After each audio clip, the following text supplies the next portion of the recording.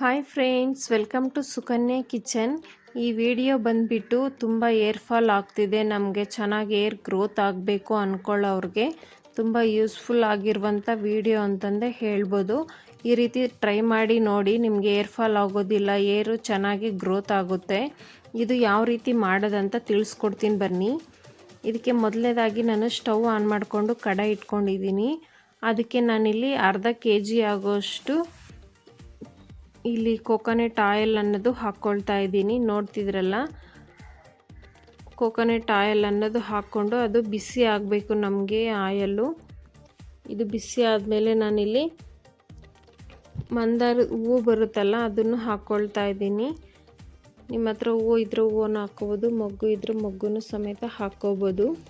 ನೋಡ್ತಿದ್ರಲ್ಲ, ನನ್ನ ಹತ್ರ ಒಂದು 3 ಹೂವು ಇತ್ತು, ಅದನ್ನು ಹಾಕ್ಕೊಳ್ತಾ ಇದ್ದೀನಿ. ಹಾಗೆಯೇ ಮೊಗ್ಗನ್ನು ಸಮೇತ ಹಾಕ್ಕೊಳ್ತಾ ಇದ್ದೀನಿ. ನೋಡ್ತಿದ್ರಲ್ಲ, ಈ ರೀತಿ ಒಂದ್ಸರಿ ಟ್ರೈ ಮಾಡಿ, ನಿಮಗೆ ಏರ್ ಫಾಲ್ ಆಗೋದಿಲ್ಲ, ಏರು ಚೆನ್ನಾಗಿ ಗ್ರೋತ್ ಆಗುತ್ತೆ. ಹಾಗೆಯೇ ಕಪ್ಪು ವೈಟ್ ಕೂದಲು ಸಮೇತ ನಮಗೆ ಬರೋದೇ ಇಲ್ಲ, ಕಪ್ಪುಗೆ ಇರುತ್ತೆ ಹೇರ್ ಅನ್ನೋದು, ತುಂಬಾ ಚೆನ್ನಾಗಿ ಇರುತ್ತೆ.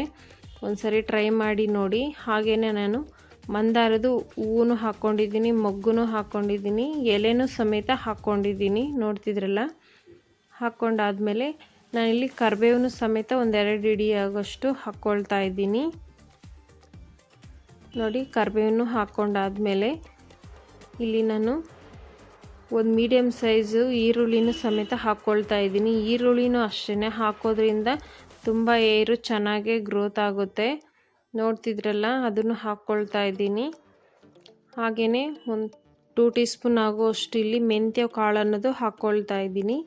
ಇದೆಲ್ಲ ನಾವು ಪ್ರಾಸೆಸ್ಸು ಮೀಡಿಯಮ್ ಉರಿಯಲ್ಲೇ ಮಾಡ್ಕೋಬೇಕಾಗುತ್ತೆ. ಎಲ್ಲನೂ ಹಾಕ್ಕೊಂಡು ಮೀಡಿಯಮ್ ಉರಿಯಲ್ಲೇ ನಾವು ಇದನ್ನು ಒಂದು 20 ನಿಮಿಷ ಆದ್ರೂ ಇದನ್ನು ಈ ರೀತಿ ಬೇಯಿಸ್ಕೋಬೇಕಾಗುತ್ತೆ. ಚೆನ್ನಾಗಿ ಈರುಳ್ಳಿ ಎಲ್ಲ ನಮಗೆ ಗೋಲ್ಡನ್ ಕಲರ್ ಬರಬೇಕು, ಆ ರೀತಿ ನಾವು ಇದನ್ನು ಫ್ರೈ ಮಾಡ್ಕೋಬೇಕಾಗುತ್ತೆ ಮೀಡಿಯಮ್ ಉರಿಯಲ್ಲೇ.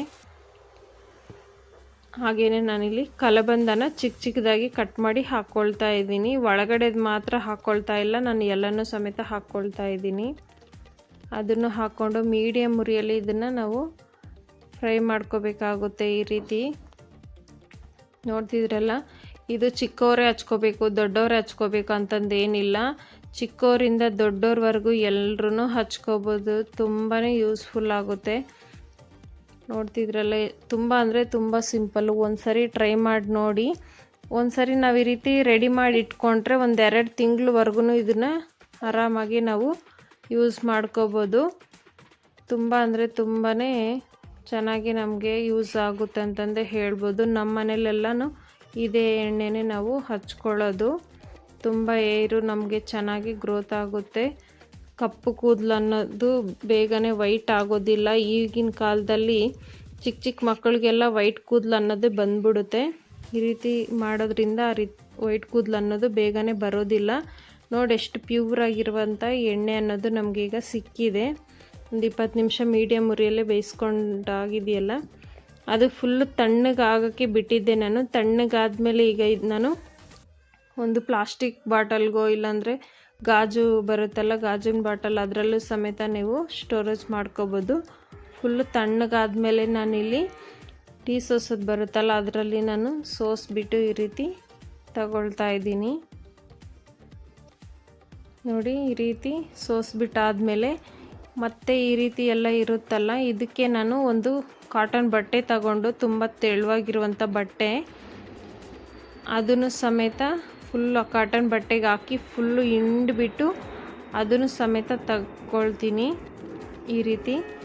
ನೋಡ್ತಿದ್ರಲ್ಲ, ತುಂಬ ಅಂದರೆ ತುಂಬ ಪ್ಯೂರಾಗಿರುವಂಥ ಎಣ್ಣೆ ಅನ್ನೋದು ನಮಗೆ ರೆಡಿ ಆಯಿತು. ನಾವೇ ಈ ರೀತಿ ರೆಡಿ ಮಾಡಿಕೊಂಡು ಮನೆಯಲ್ಲೇ ಹಚ್ಕೊಳ್ಳೋದ್ರಿಂದ ತುಂಬಾ ಹೇರು ಅನ್ನೋದು ಚೆನ್ನಾಗಿ ಗ್ರೋತ್ ಆಗುತ್ತೆ. ಒಂದ್ಸರಿ ಈ ರೀತಿ ಟ್ರೈ ಮಾಡಿ ನೋಡಿ. ನಿಮಗೆ ಹೇಗೆ ಬಂತಂತ ನಮಗೆ ಕಮೆಂಟ್ ಮೂಲಕ ತಿಳಿಸಿ. Thank you for watching.